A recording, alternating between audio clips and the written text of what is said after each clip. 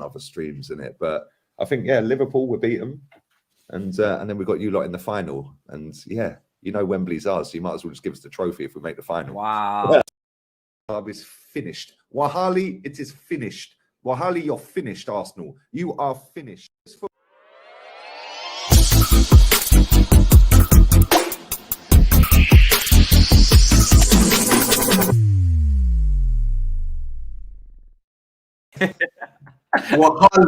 Wahali, it is finished.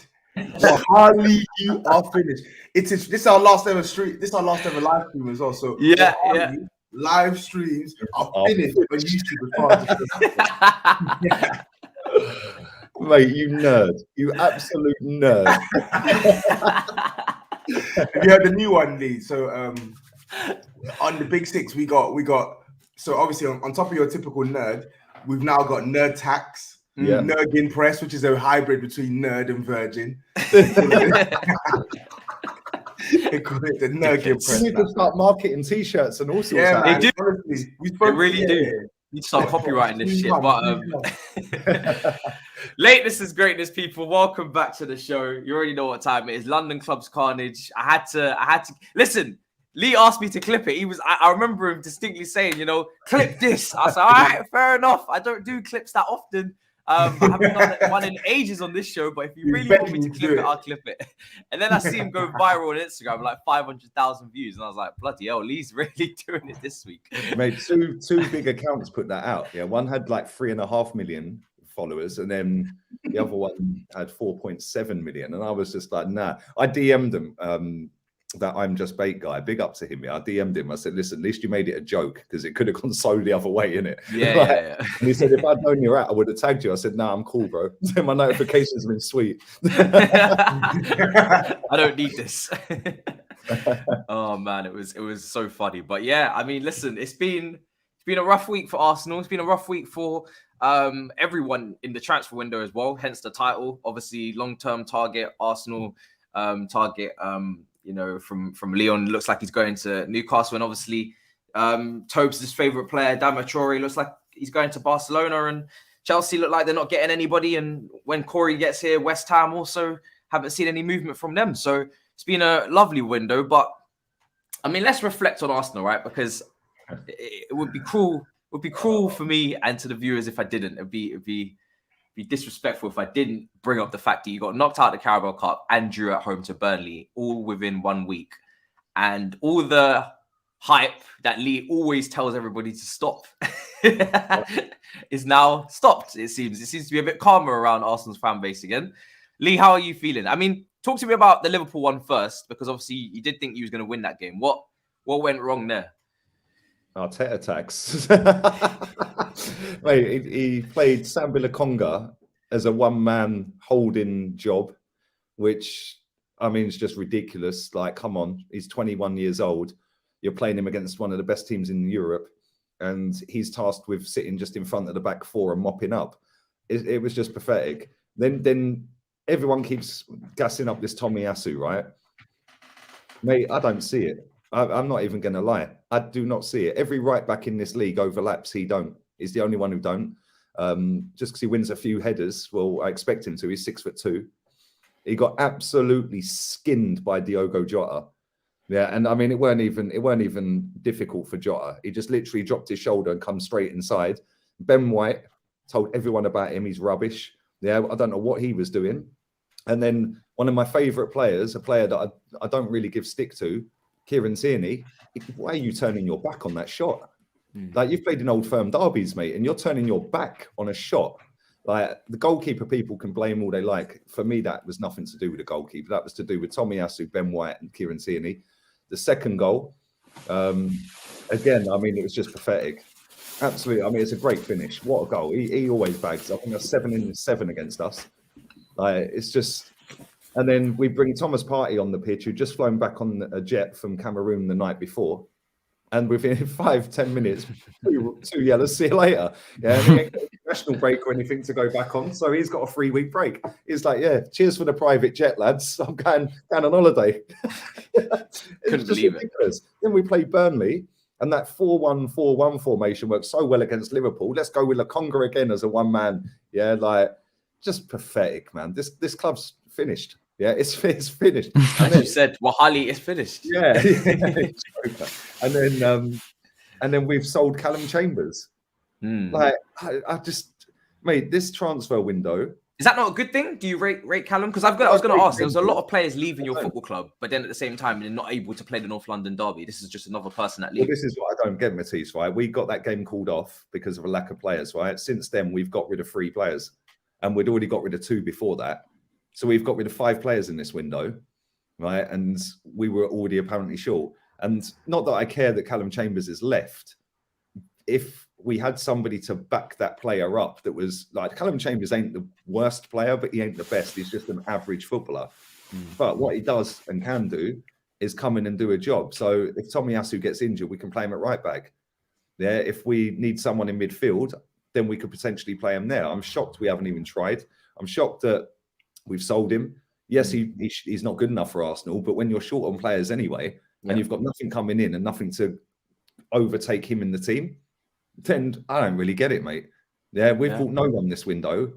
And, you know, I've seen stories of Arteta's flown to America to beg for money. Turn it in. He went there to finish his contract, mate, his new deal. Let's be real. Yeah, it's a shambles. The club's a shambles, man. And, you know, I've said this to you the other week. We've got better players out on loan than we have at the club. Yeah, Guendouzi walks in that starting 11. Yeah, Saliba walks in that starting 11. But then Guendouzi pull out with the manager, though. Yeah, that's the problem. Yeah, who hasn't? Yeah, he's got a problem, isn't he? I watched the compilation of Saliba, by the way, the other day. I know you can't take snapshots, but I do think he's developing nicely. He looks a beast.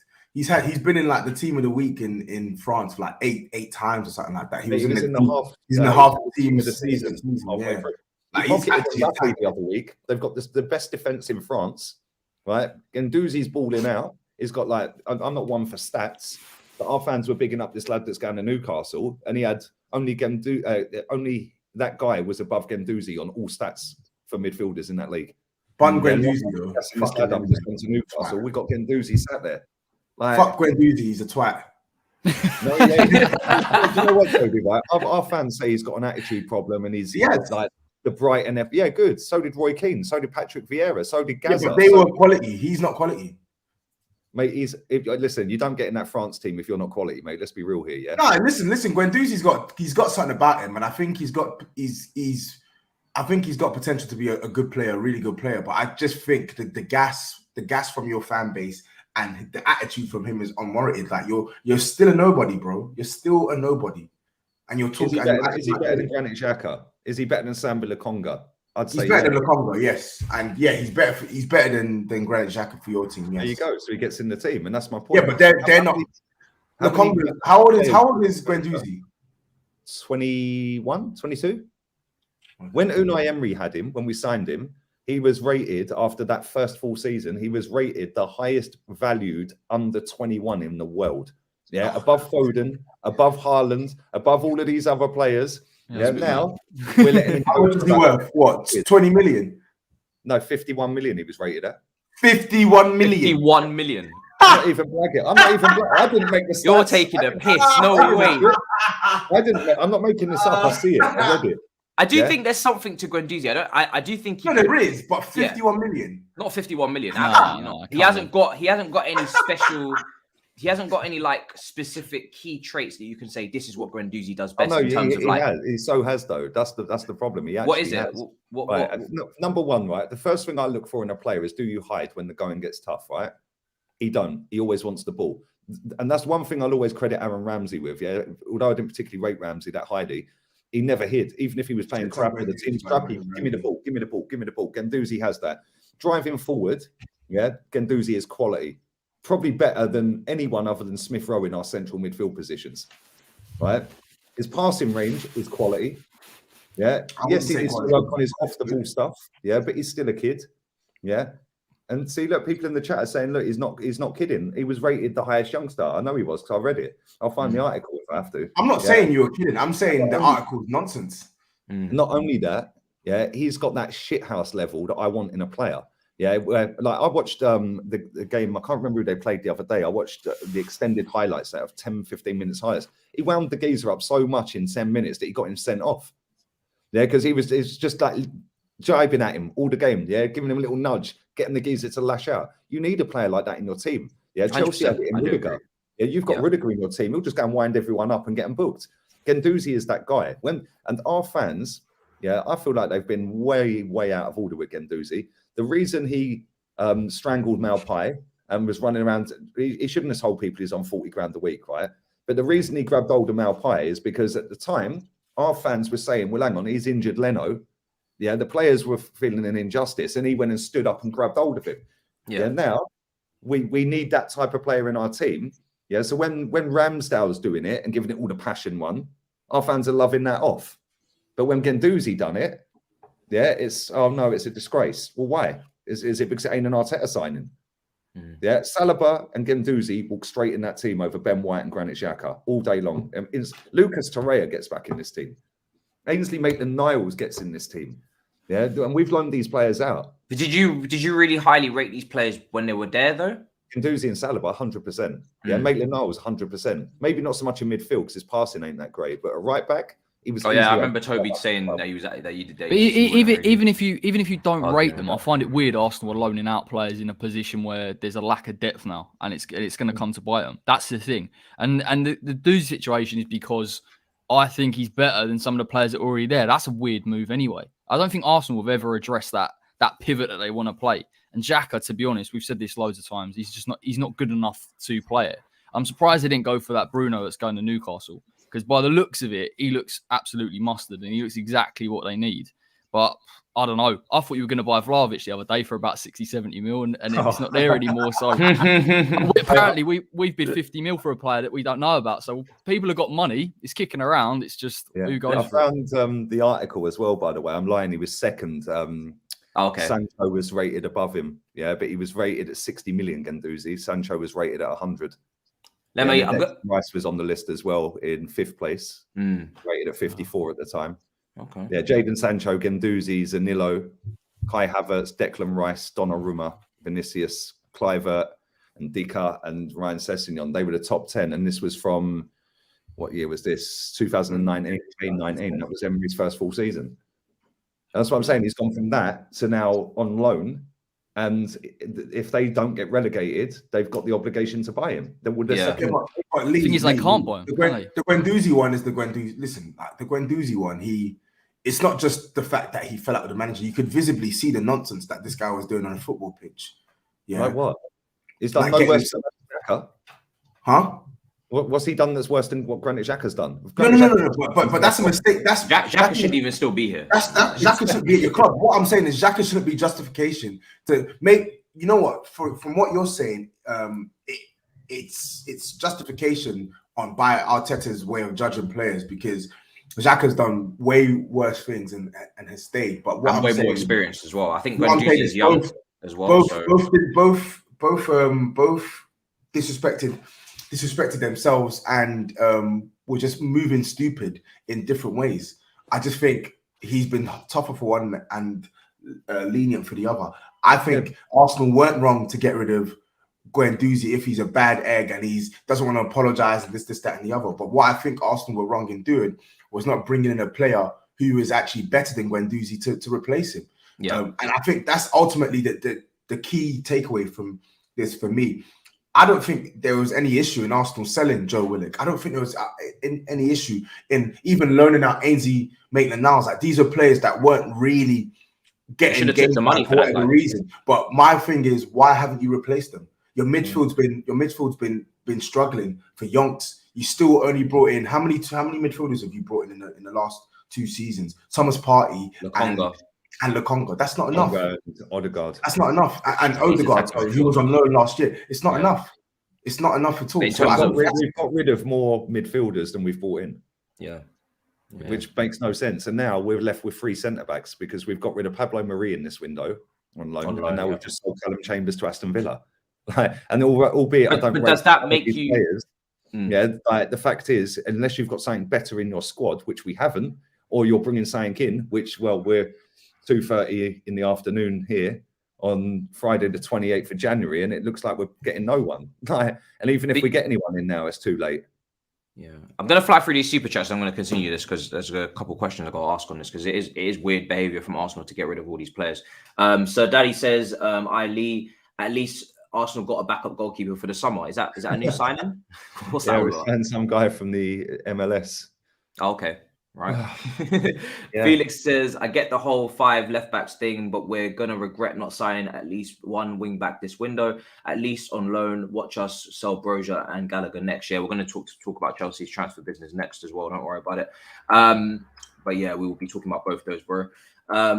Since City signed a new striker, people should check on Harry Kane well-being, because that guy might be harming himself. Just put the knife away, Harry. You'll be fine. Bloody hell, Jesus Christ! Big up for the super chat. It's a bit dark, isn't it? Bro, it's very graphic. Bloody hell, on a Friday afternoon, eh? Yeah. Good morning, guys. I think I'm going to use Arteta's methods at work. I'll be late. Fight with my colleagues, and I might get a 2-year extension. Big up for the super chats. Really appreciate it. Yeah, with Arsenal, what I was going to say is that you're getting rid of all these players. Surely there must be some belief or hope that there must be someone coming in, Lee. Like, there has to be somebody coming in before their window shuts, surely. Like, why do all of this? I don't get it. I genuinely don't know. Mate, our fans sat there and have wasted a whole transfer window convincing themselves a striker was coming when we all knew he weren't coming. You know, now they're convincing themselves that this Bruno guy's coming, and now he's going to Newcastle for 40 mil. Yeah, Newcastle have flown to Brazil to do the medical. Fabrizio tweeted it earlier. Yeah, so now that's apparently the main 2 signings we wanted. So we've been linked with this guy, Arteta. Don't want him. Not good enough. Yeah.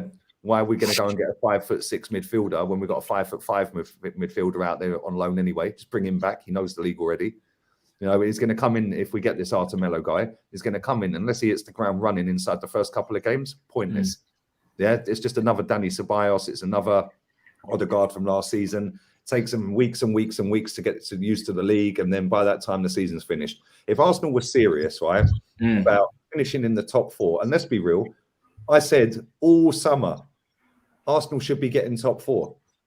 And everyone was laughing at me, and saying, what are you talking about? Your expectations are too much. I said, with a proper manager, we get top 4. Well, even without a proper manager, we're in the mix. So if Arsenal was serious, they would have actually gone out and done their business already. Because you can't tell me that Aston Villa can go and do business and Newcastle can do business. I don't care how much money they've got. We're Arsenal Football Club. Yeah, we've got apparently the best young coach in the world. We've got the best youngsters on the planet. Best young coach in the world. Why is there no pull at this football club? And if Arsenal were genuinely on this top 4 hype, we would have gone out there and signed a couple of players by now. And that's what I agree. I just don't think we're serious, mate. Like, at the end of the day, our fan base have allowed this manager grace for 2 years off of the back of winning a cup. He's dumped us out of that same cup competition 2 years straight. Yeah, and not giving a tot about it against Southampton away and against Forest away. He's dumped us out the League Cup twice. Yeah, he postponed the game against Tottenham to play that League Cup and then put in that performance. You know, it's a shambles, man. This guy's finished 8th twice. We've done £250 million, and people are sitting there going, "Oh, well, we can get top 4. We can get top, but if we don't get top 4, 6th's an improvement." So we've come out of Europe for a season, dumped ourselves out of all the cup competitions by January to go and get back in the competition we didn't qualify for anyway. I turn it in, sack him, man. Sack him, man. Sack him, man. I can turn it in, sack him. Breaking news today as well is Porto. Well, I guess you guys may have already seen it. Not breaking. It's been breaking news this morning, right? Yeah, I didn't see it. I wasn't on Twitter. Luis Diaz, 40 million euros. Nah, mate, I was going out for a jog, mate. I'm already starting my training to be stronger than you in the next year. Why do cardio then? You be fucking slamming them weights around instead of jogging. He's been out here doing. He's been out here doing interviews and all sorts. You know what I mean? He's a celebrity now, man. He'll forget about us, dude. Oh my god! let media man have a break. But Luis Diaz, 40 million euros. When you've got nerd tax, Toby. Good, you know, these nerds, they get all the gigs. Do you know what I'm saying? Oh man, it actually does. Just as we're on the transfer business, it really does piss me off to watch Liverpool do good business again. Not really overpriced. 40 million euros. What is that? Probably 35 million pounds. It's, you know what it is, Matisse? So 40, I think in pounds it's 49 million. So that's roughly 2 or 3 million more than you paid for Werner, and 10 million less than you paid for Captain America. Yeah. So just some quick maths. It's about the same price. It's about the same price as Bayern Munich bid for the 1v1 Demon as well. That you rejected. So that will be. I'm guessing that will be their CEO. Yeah. I'm just had to brush over all the. I'm just going to move on with that. Yeah, I'm just going to move on. I guess.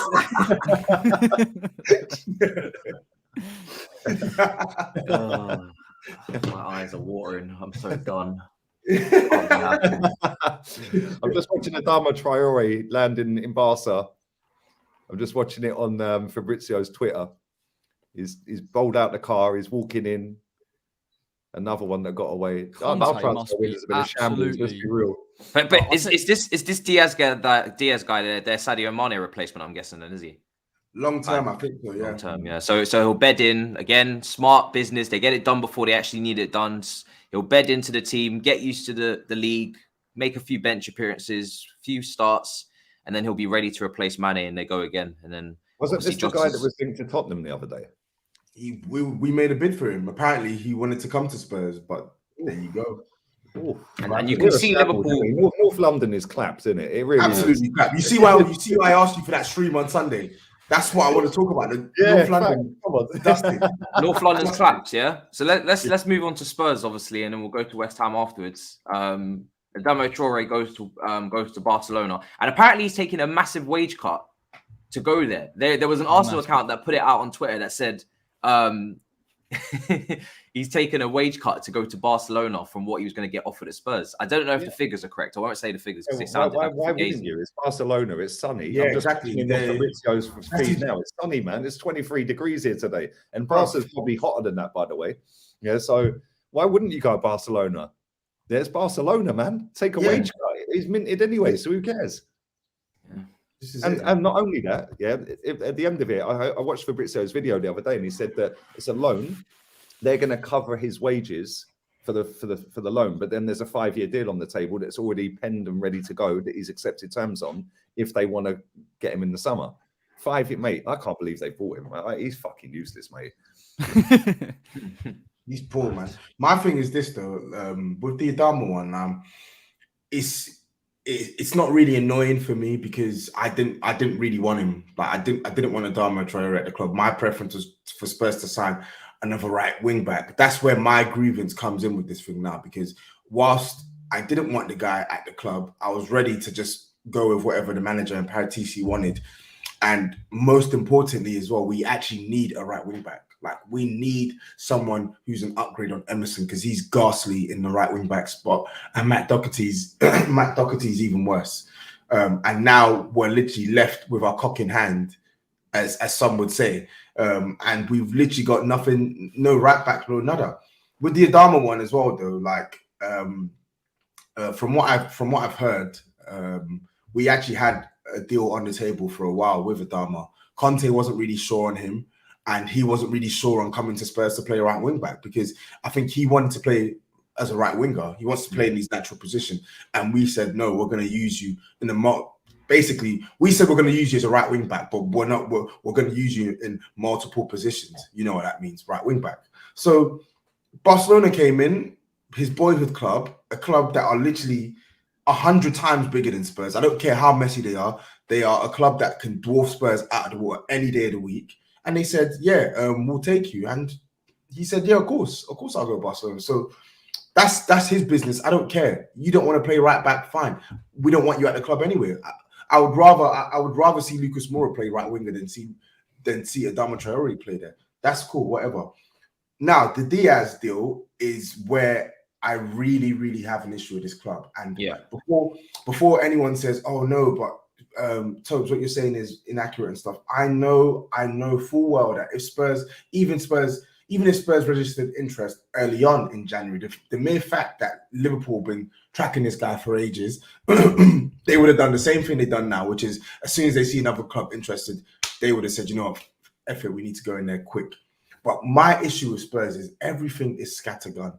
Yeah, you only ended up looking at Adama Traoré because you deemed Ben Lamptey too expensive. The club were interested in Ben Lamptey, but Gary Jacob mentioned that, put an article out a couple of days back. The club wanted Ben Lamptey, but even Alistair Gold said it as well. But he was deemed too expensive, so no, you go for the cheap option and you try and buy Adama Traoré.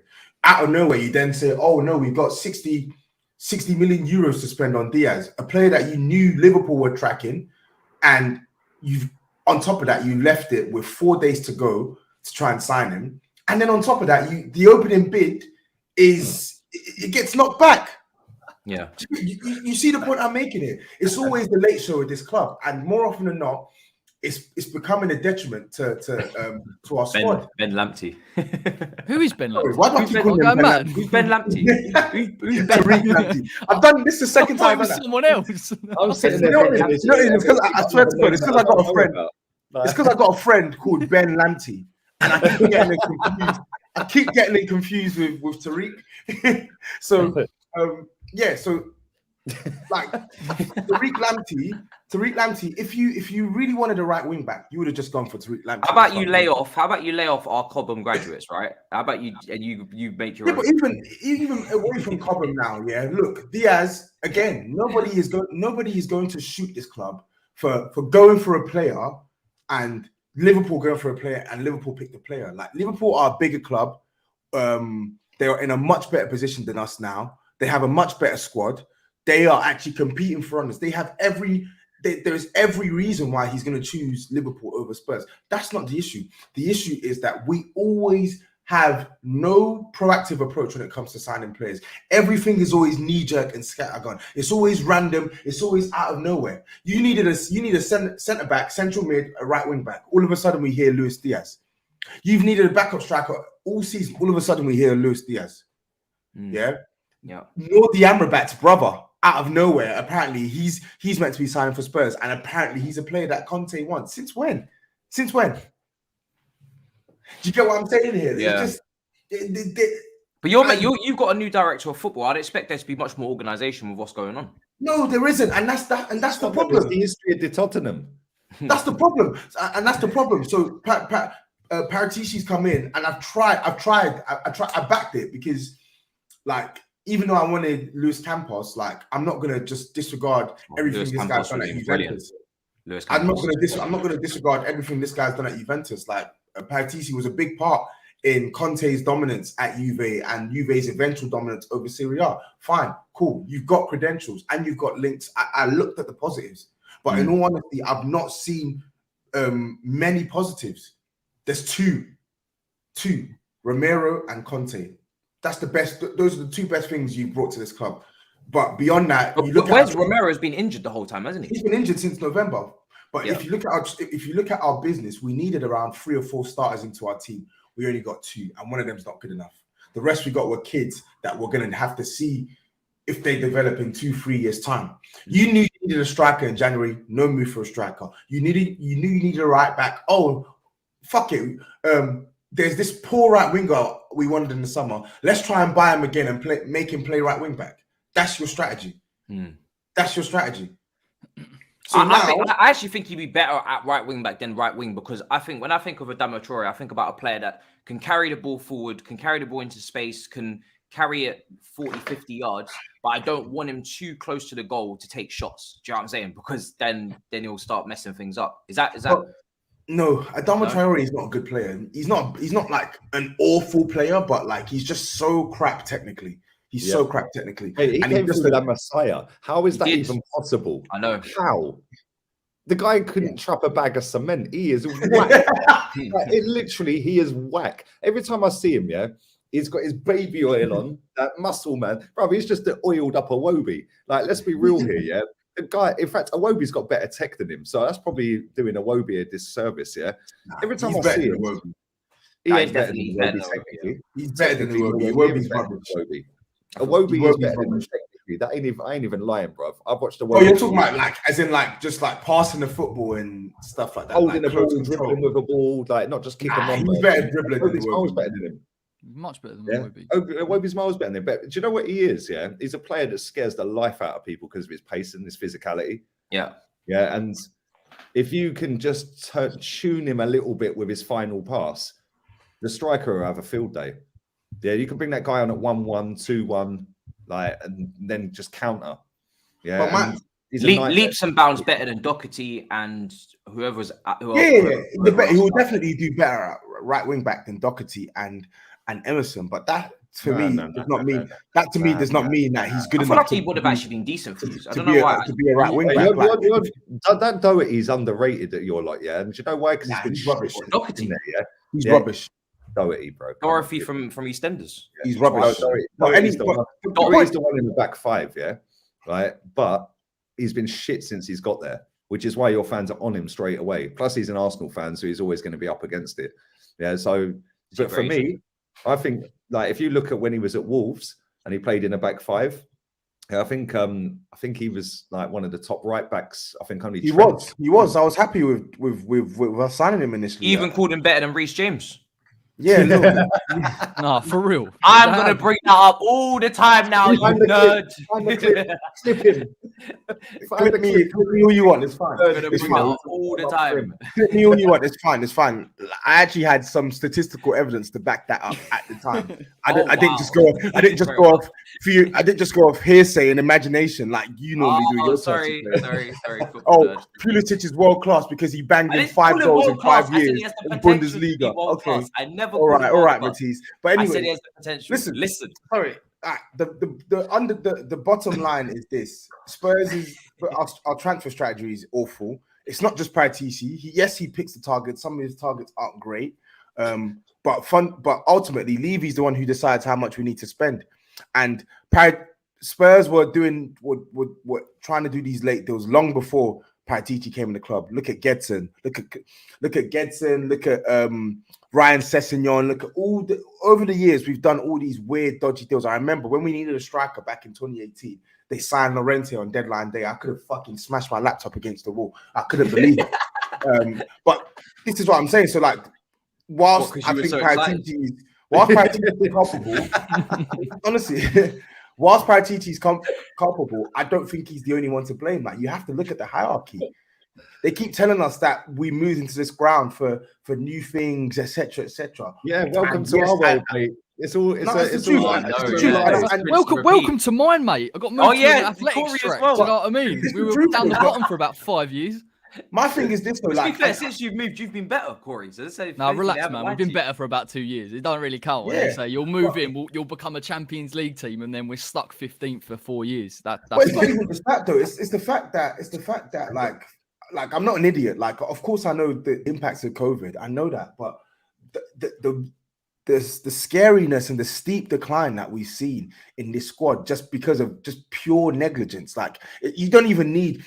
Now we're talking about like 300-400 million to fix this squad in its entirety, when all it would have taken was a little bit more care, precision, and it would probably cost you half that to actually upgrade it. Not just replacing players when they're literally on their deathbed as far as their career is concerned, but actually being proactive and bringing them in whilst they're still playing at their peak and easing other players into the team. Like, the club don't think about these things.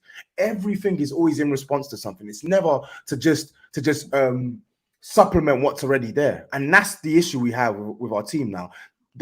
They'll spend only rarely when it suits them, and only when it rarely suits their objectives. And when they do spend, it flops. It fucking flops. It's actually. It's getting to the point now where, like, I tweeted this already. Like, a part of me actually wants Conte to walk, and you know how much I love Antonio. Oh, Conte. He will. You lose out on these players. Genuinely, a part of me actually wants him to walk, because I'm like, I can't take this shit anymore. What is the point in having a manager like Antonio Conte if we're going to keep doing the same bullshit and operating the same way over and over and over again? What is the point? We're just wasting everyone's time here. Yeah. So what, you're going to give him this bag of shit squad and say, oh yeah, try and get top 4. And then here we go. We'll be told, oh no, you're too impatient. And you're actually in a position, by the way, where you could get top 4, all of you. But if you went serious in the market, you have a serious opportunity to get top 4 and then not being serious in the market. It's the same with Arsenal. It's just, you know, with the manager, and what makes it even worse is, you know, with the manager you have, you don't even need like 5 or 6 world-class signings. Yeah. He's that good a manager that you bring in just two like really good. Honestly, additions. you bring in Diaz and Traoré, your team would have moved. 2 additions, and he can actually get this team. He can get this team into the top 4. Yeah. He's got the quality. He's doing his end of the deal. You're not doing yours. What's the point? What is actually the point? And I'm sick to death of hearing, oh, wait till summer. I'm done waiting. I've been waiting years now. We've been shit for like 3-4 years now. We've not won a trophy since 2008. I've been waiting years. When is this shit going to change? When is this shit going to change?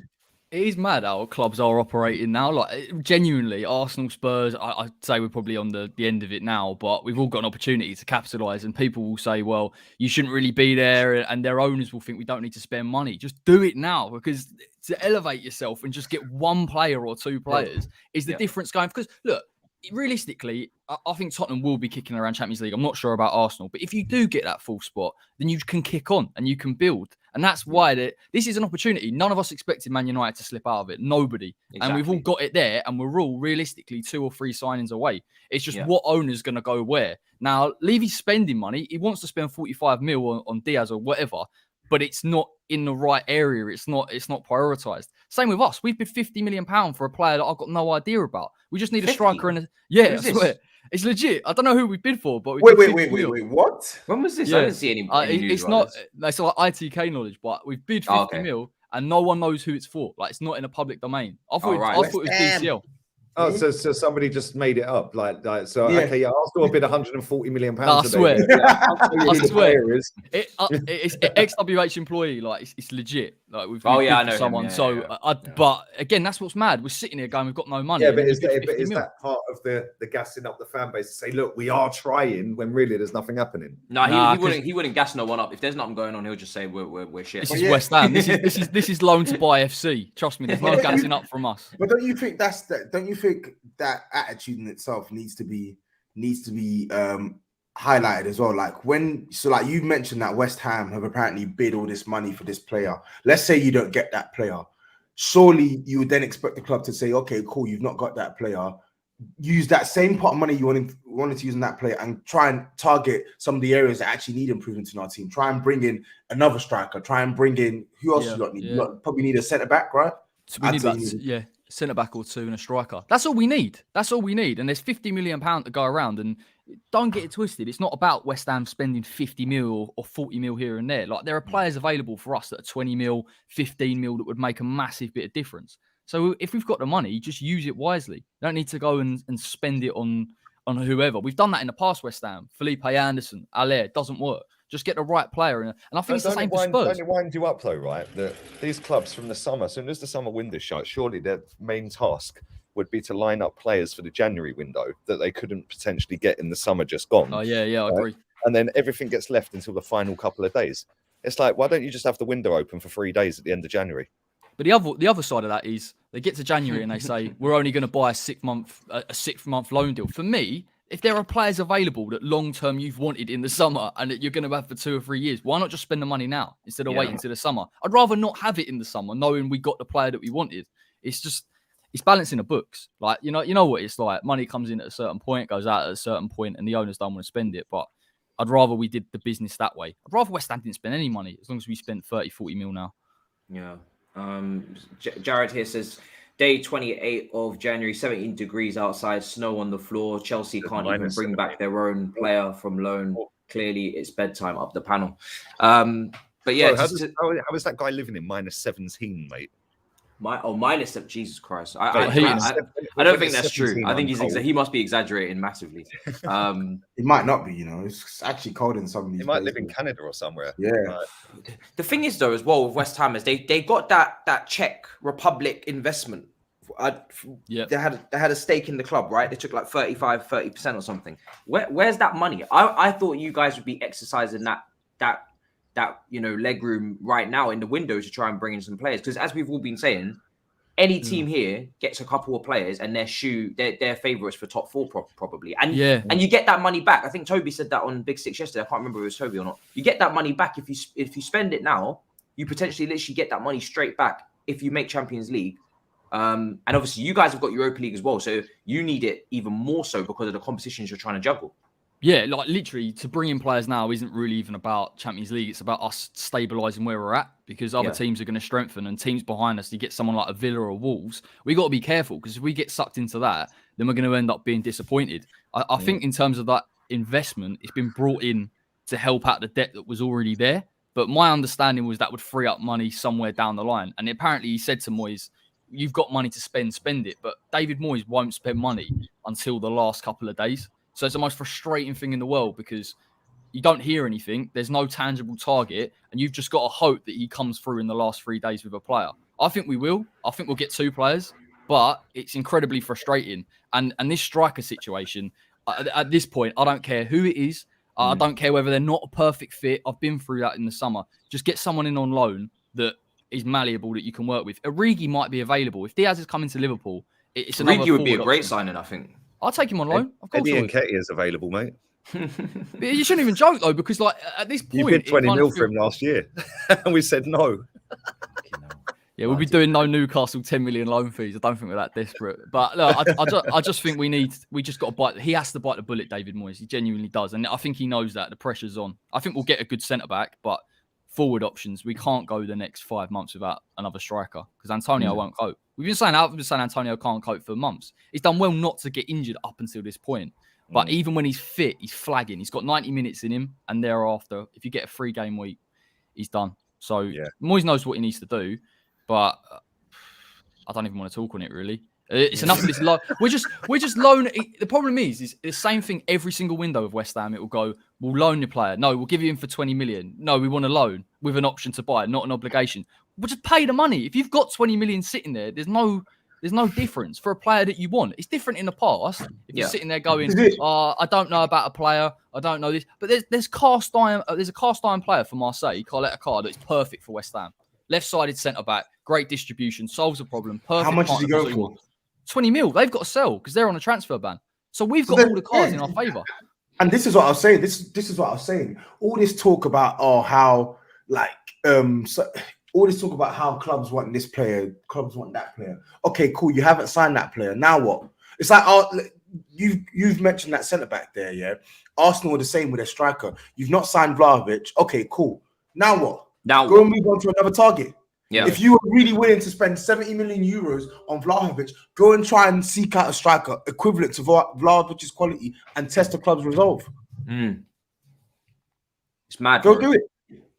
And this is what frustrates me about these clubs and the way they do business. It's like once that target has not been acquired, they don't know what they're doing. That's it. Yeah. And the thing is, do you genuinely think that both of our clubs were in for Vlahovic? Because I don't think we're even in for him, mate. No, I'm not talking about us. I think you were in. I don't think we were in. Definitely, you think? Lee, you probably think it was just. If you listen to any non-Arsenal connected journalist, not one of them was giving out hard evidence that we were in for him. It was only the PR merchants that get in press conferences at Arsenal that were. Yeah, when you listen to the main guy who doesn't often get it wrong, Fabrizio, all the way through the summer, all the way through this window, he said, no, Arsenal ain't getting him, mate. He wants Juve. He ain't going to Arsenal.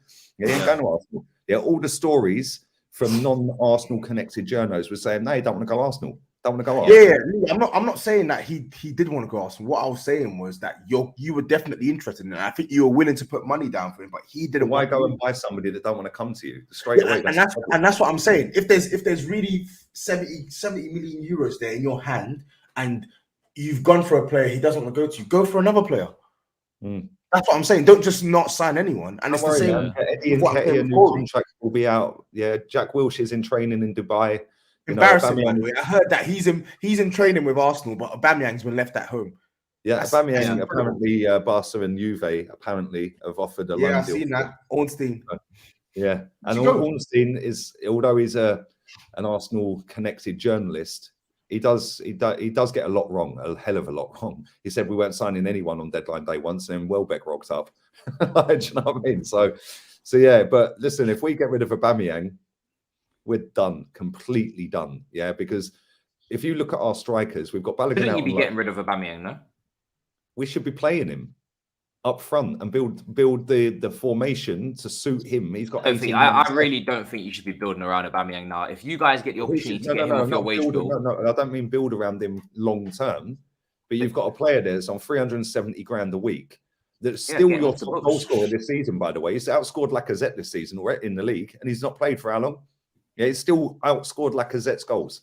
Yeah, Lacazette's playing as a number 9 and don't score. Oh, but he's got good work rate. Who cares? Yeah, I've got good work rate. I do 3 streams every day. Yeah, do you know what I mean? I'm on channels left, right, and centre. Yeah. It's like work rate should be a given. You're a Premier League footballer. Yeah, that shouldn't be, that's an attribute that's really great. No, that should be standard, and then everything comes after that. If we loan this guy out, mate, I don't know what to say, because we've got Eddie who's got 5 months left, Laka with 5 months left, Balogun on loan, and our top goal scorer that's been one of the most prolific strikers in Europe for the last 8 seasons, we have just cast aside like a piece of trash because of what? We don't even know what, because the manager's not elaborated on the protocol that he broke. Yeah, how can that not be repairable? Like, I don't get it, especially when we do, like we've all said, all 4 of, well, you could get sucked into a top 4 race, but I think that win the other day kind of helped you, Matisse, yeah? But our 3 teams could all potentially kick on for that 4th spot, and we're potentially letting this guy, our top striker, go out on loan. That's a shambles. So I just don't think I think Aubameyang's time at Arsenal's done, man. Like, it's just, I think it is. So well. It is, but it shouldn't be. One thing after the next. I think if you guys were serious, you would have got rid of him in this window. If he had to go Saudi Arabia or whatever clubs want to take him and pay that. If we were serious, he should be playing as a striker, and we should be building that front line and midfield cater to him, because that guy is prolific in a penalty box. He's shit outside a penalty box, but you get him in the penalty box. There's not many players in Europe with better movement than him in the penalty box. But my thing is this with Aubameyang though, Lee. Like, we don't know what's happened, and I'm not even gonna. I personally, from the outside looking in, I think it's kind of harsh to not bring him to the warm weather training camp in Dubai and whatever. But we don't know what he's done. Like, what we know is that he is not in Arsenal's long-term plans. He isn't. And I think a sensible club will do everything in their power to move him on and make a mega money bid for a striker. Because let's be real, the market is saturated for strikers now. Yeah, there's not many strikers available yet. A lot of top clubs are looking for strikers. So the ones that are available are going to cost a pretty penny. Yeah. So I think at this point in time, Arsenal, they just need to realize that whoever they bring in, they're going to have to spend big money. So your best bet, if you're looking to come to Arsenal, when they've seen the treatment of Aubameyang, right? They've seen the treatment of Guendouzi. They've seen the treatment of Pepe. They've seen the treatment of Saliba. And then they see how Granit Xhaka just gets everything he wants. Why is Granit Xhaka in Dubai on a training camp? Why ain't he been banished? Yeah, what's Granit Xhaka? Sorry, what's Aubameyang done that's worse than what Xhaka's done on the football pitch? Are you talking about the whole middle finger thing? Well, mate, not only that, he's a liability. He's had more red cards. There's a lot of double standards going on. Like, I know we don't know the full story of Aubameyang, but with Xhaka and sometimes with. But we know Xhaka shouldn't be at the football club. I don't know what Arteta's doing. To be honest, he's not even that good. He's not even that good. Yeah, he's not even that good. And that's my point. And there is double standard, and this is why I get so angry with it. Right? We see Wesley Fofana signed for Leicester. Saliba was apparently the better centre back of the duo. Right, he gets carted off on loan for 3 seasons straight. Fofana smashes it with Leicester last season, gets injured, a long-term injury, and they've not been right since, by the way. Yeah, but this kid is now out on loan, right? But then it doesn't matter. Like, we can put Rob Holding back in the team. Like, turn it in. Come on, this Saliba. If you put Saliba and Gabriel as a partnership, oh my God, I've been saying it since we signed Saliba and Gabriel. Put them together. Yeah, put them together, man. Yeah, it's no coincidence that Marseille got the best defence in France and Saliba's been there all season on loan. Yeah, they've got the best defence in France, mate. Let that sink in. No, the best team in France, and the best team in France are PSG. We know that. They have not got the best defence in France. Yeah, come on. This Marseille team has got Payet in it, Guendouzi, Yeah, it's got Chengizunda. Yeah, I think he's there now, isn't he? Yeah, and then they've got Saliba at centre back. Now they've just signed Kolasinac, and this team's got the best defence, and they're second in the table. Yeah, and then you look at players like Ben White. What has that guy done to warrant £50 million fee? Number one, he's not worth 50 million, but he's been good for Arsenal this season. He's been shit.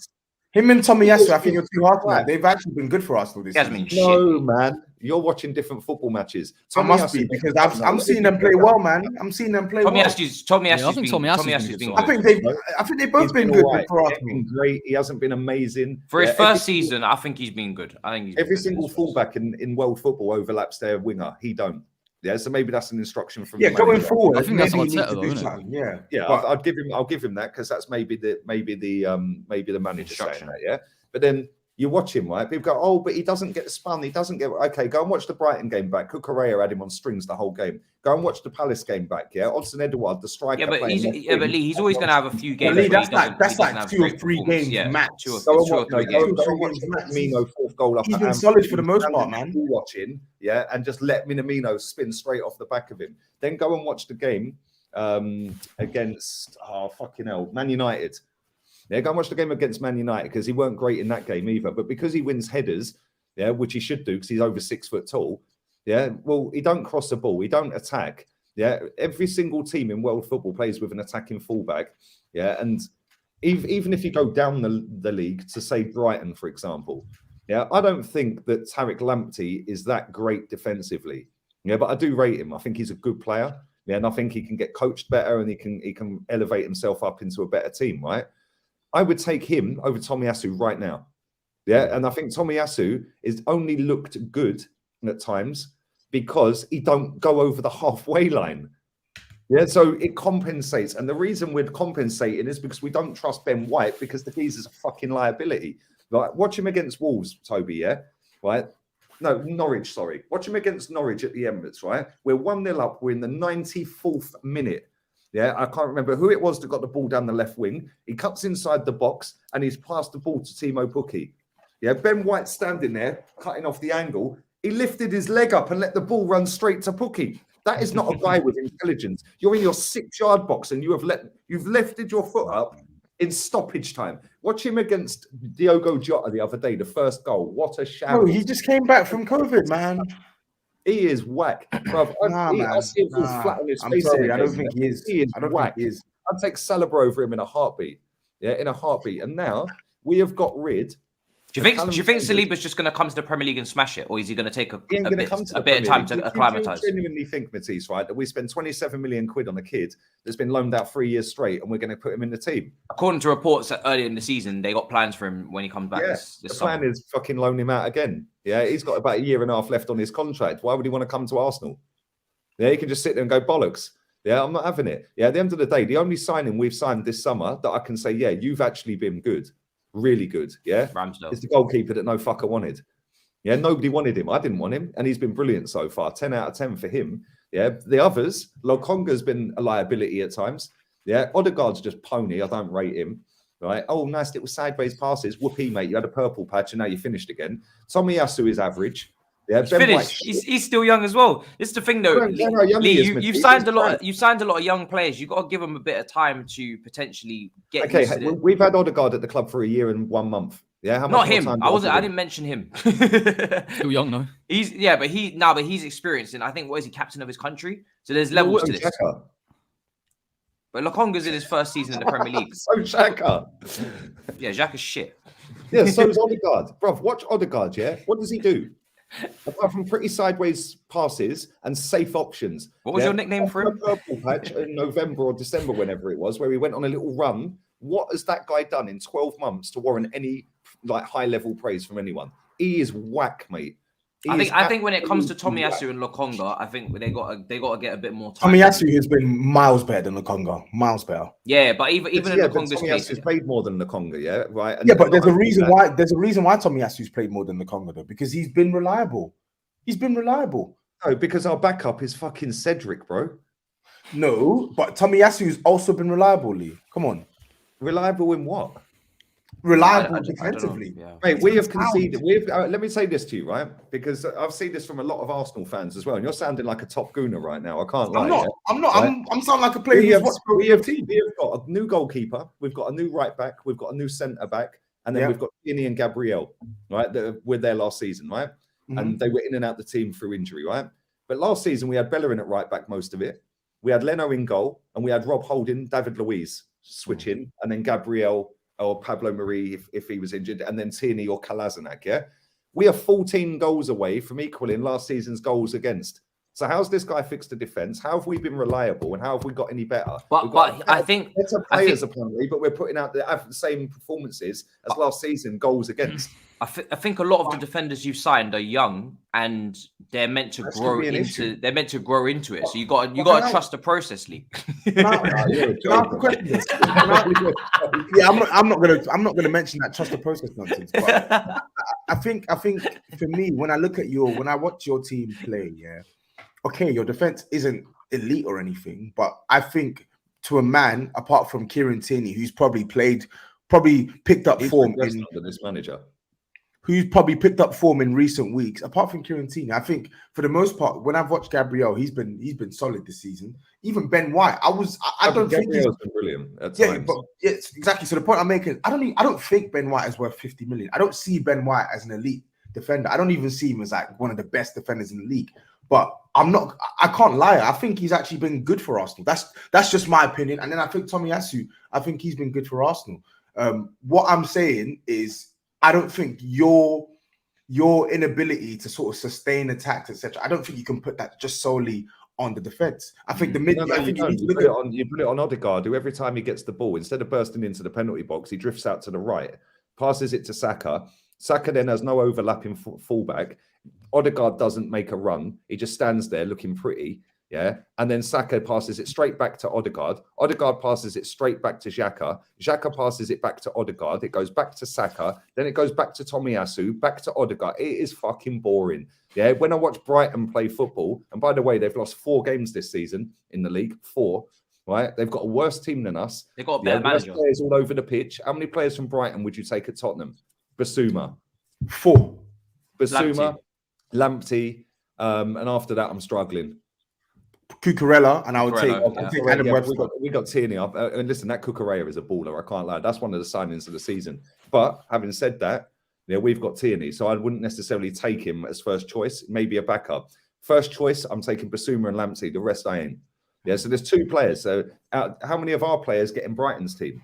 How are Brighton playing sexier football with a better game plan, with a more sustained build-up play, better defensively in shape, albeit I think they've actually conceded about the same amount of goals as us this season. And have you seen the state of their team?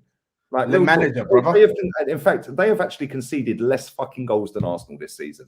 Yeah, they've conceded 2 less than Arsenal. And they sold that defender to us and never replaced him. And now they're playing some 6'19" fucking lanky twat at centre back. Right? They've got a brand spanking new left back. Tarek Lamptey's been injured, and now he's back in. Like, bro, come on. Better manager, and this is where we agree with you. Better manager, but my thing is because you don't have a top manager or even a manager on Potter's level. Like again, this is why I'm kind of sticking up for the young players.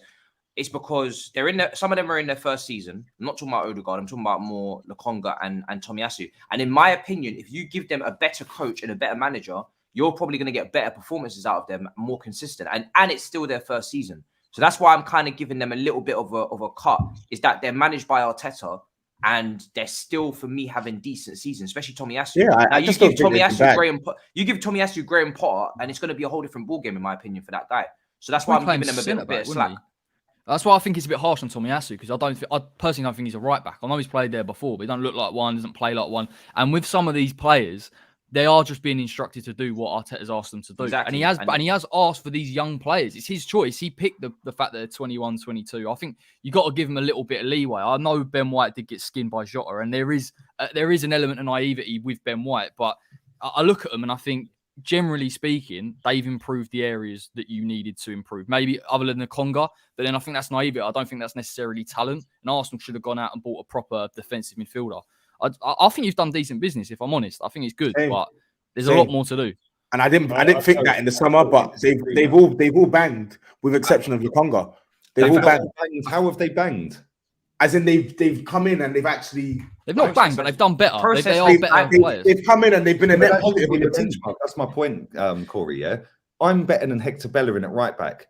Yeah, so it was always going to be an upgrade, putting you there, me there, or anyone there. But that doesn't mean they standard. It should be let's go and get the best. But being better than Bellerin, you can't do that until you get Champions League football. You can't. Being better than Bellerin doesn't mean strikers in the world with Europa League. I think times have changed now. Things you are signed way Antonio more Conte without fucking any European. Yeah, but you don't have a top manager. You don't have with Europa League. You can't have Mikel Arteta and no Champions League football and expect top players to want to come play for you. You have to have one or the other. This comment in the chat, by the way, says Tomiyasu looks like a centre back playing right back. Great comment, absolutely spot. That's but he is a centre back as well, though. Yeah, he played centre. He's a centre back. I think Arteta's copying what Pep does, is which he narrows the fullbacks and allows maybe the eights to push up, which is maybe what he's doing with Odegaard and whoever else. Has Lukonga as the one sitter in, and he doesn't want the fullbacks bombing on so they don't get cut up in transition, which I would understand. But at the same time, it's like you need that DM, because Lukonga, for me, he's not ready. If you'd been maybe went out and bought a Basuma or someone like you was after, an Arsenal fan who really wants to join the club, I think your midfield would be a lot stronger than it is right now. I'm gonna go through some super chats before we continue. Wahali Spurs is in the mud. Conte will leave in the summer from eye test merchant. That Wahali thing is gonna be a new trend. I'm gonna get rinsed for that for the rest of my life. Eye test merchant also says Saliba's got plans for Peng boys. What? Smith Rose, Saka, Odegaard. And Matt Tobes, you have to understand that you guys do not consider Arsenal as a top team anymore. Lee is always keeping his standards high, which is he should. No, me and Toby on the Big Six always talk about Arsenal as a top team. I'm just saying that the players that Lee thinks has been bad, I don't think they've been bad. I personally think it's unfair that the young players in their first season, I don't care about how young they are. A top manager. Listen, Arsenal Football Club decided to make it a fucking kindergarten. Exactly, I know, but that's not the kindergarten's fault. That's not the kindergarten's fault.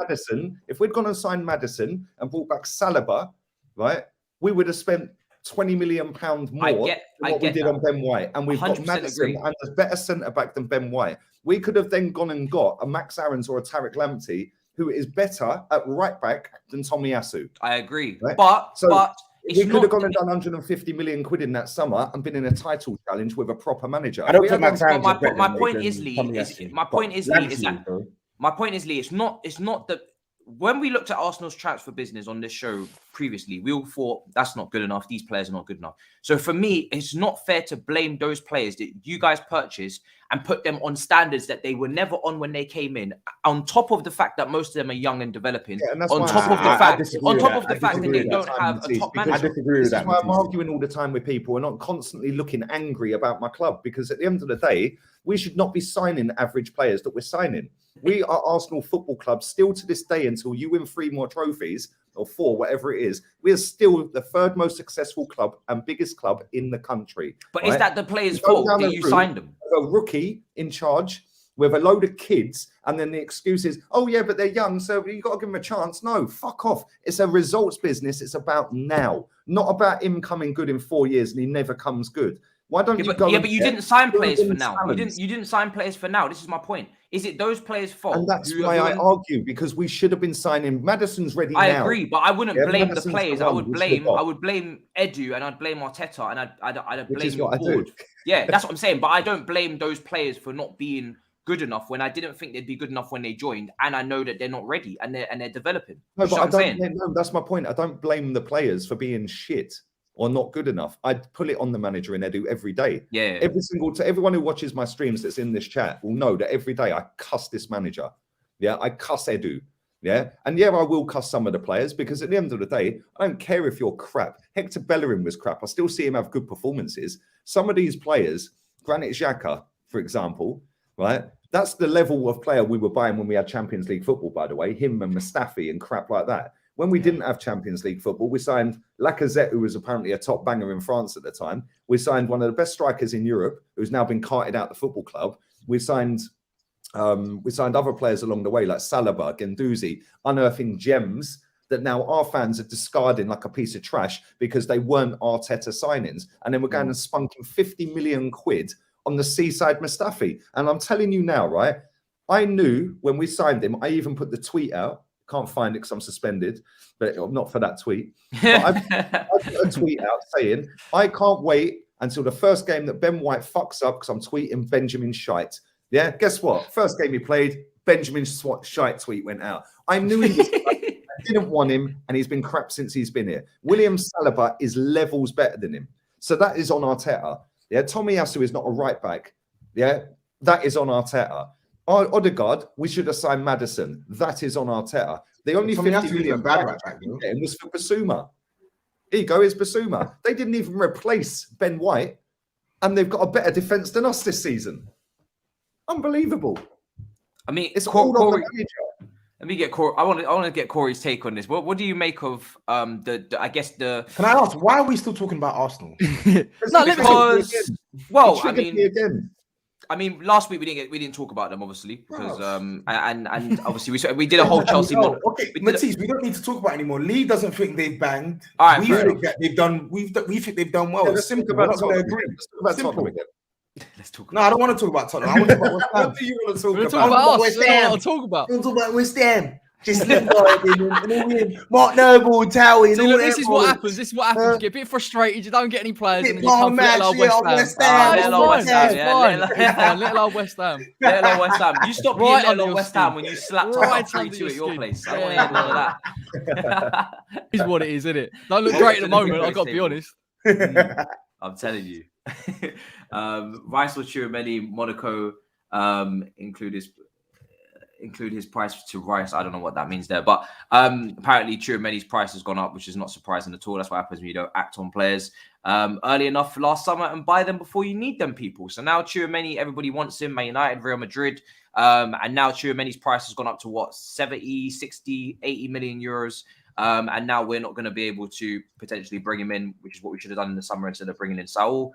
And I don't know if you guys have this problem, but I have this massive problem at my club where we go after club targets. We scout a player for 3-4 years under 3-4 different managers, and then we still bring them in under a different manager who probably doesn't even want that type of profile or need that type of profile. But because he's a club target and we've been chasing him for 3-4 years, that's the player that we go and obtain. And that's what happened with Saul. We scouted Saul. The most successful club in the country for the last 15 years, so it's not gone too bad, is it? Oh, but Lee, I have standards like you. I have standards.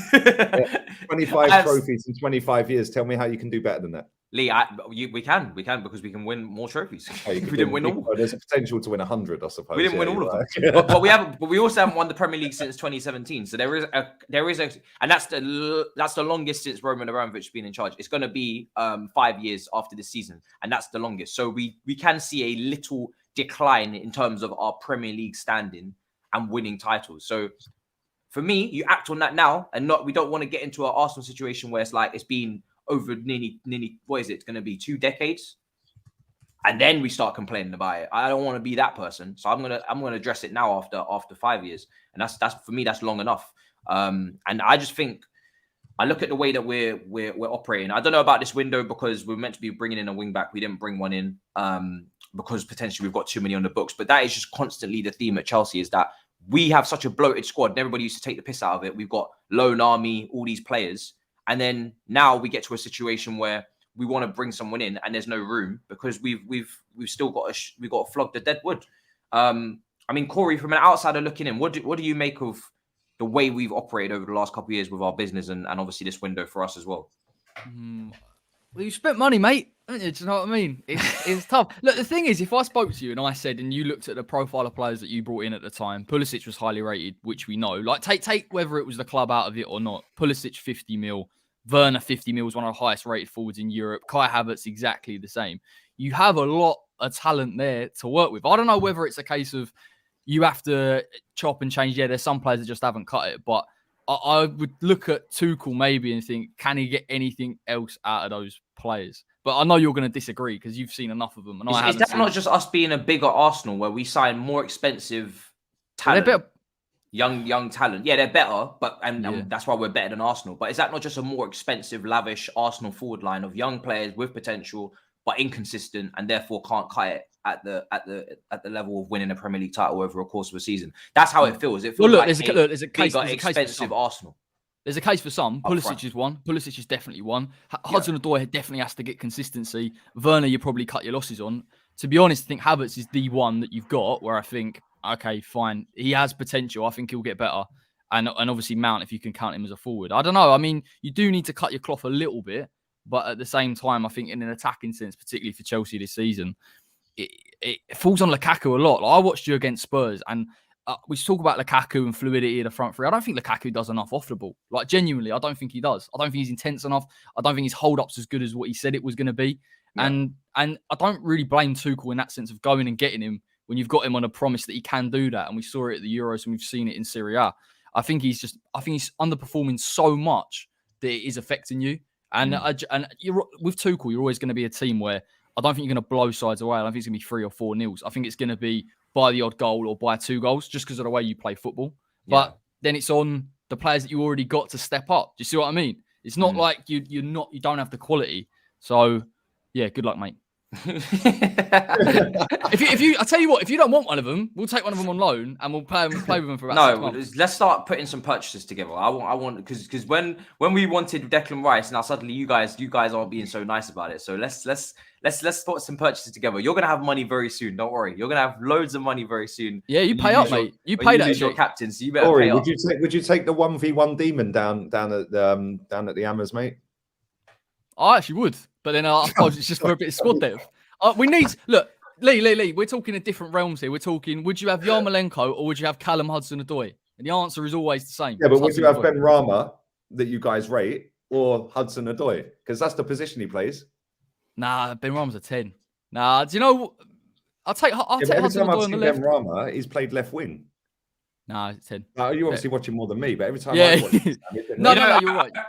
As much as we want to take the piss out of Cobham graduates, I remember a certain Tammy Abraham last season. Nobody on this panel wanted him, and now Arsenal are searching for a striker. I think he could have done a decent job there. He is an Arsenal fan as well, you know. Could have done a decent job. Leading goal scorer in England, you know. You have English forwards. Lee, would you take him now? No. Mate, I've got standards that are not in the gutter, unlike most Arsenal fans. But you would take Ivan Toney a lot. So, is the difference between the both of them, considering the age as well? Is it really that deep? Yeah. Have you watched Ivan Toney play football? Yeah, I think he's very good. Yeah, I think Tammy's better off the ball. He's so much better with his passing. He's so much better with his physicality. He can score all types of goals. Yeah, and people that look at his goals this season and say, oh, but he's only scored fucking 6 goals. Yeah, guess what? That's because they've totally changed their style of play to stay in the Premier League. Yeah. You put Ivan Toney at Chelsea, you telling me he ain't outscoring Lukaku this season at this point? Everybody's outscoring Lukaku this season. There you go then. Yeah, but until he gets a big move, nobody will put respect on him. He is a quality player. Which will happen first? Tottenham winning a trophy or Saka, Martinelli, Smith Rowe leave Arsenal and win a trophy? The second one. Yeah. Obviously. Like, come on now. Don't even waste our time. Jesus. Well, come on, bro. You know the answer to that. You're just trying to troll. Do you want me to continue doing the show? Huh? Do you want me to continue doing the show? What, do you disagree? Just answer in the super chat, bro. Oh god. I've lost my train of thought now. I was gonna ask before we wrap up on opinions on Nicholas Saul, because this Bayern Munich defender we're apparently meant to be chasing. Some people are calling him the German Maguire. Some people are saying that he's gonna be good enough. I don't know if you've seen much of him, Toby, in the German league for Bayern Munich. What do you make of this guy? Nicholas Saul. Sula, he turns like a fucking double-decker bus, man.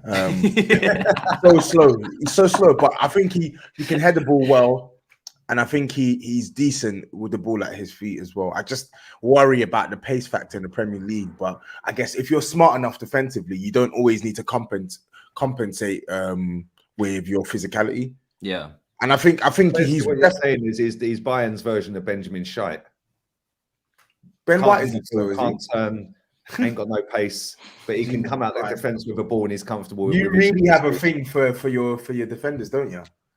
I've seen Tony Adams, mate, and David O'Leary. Fair enough.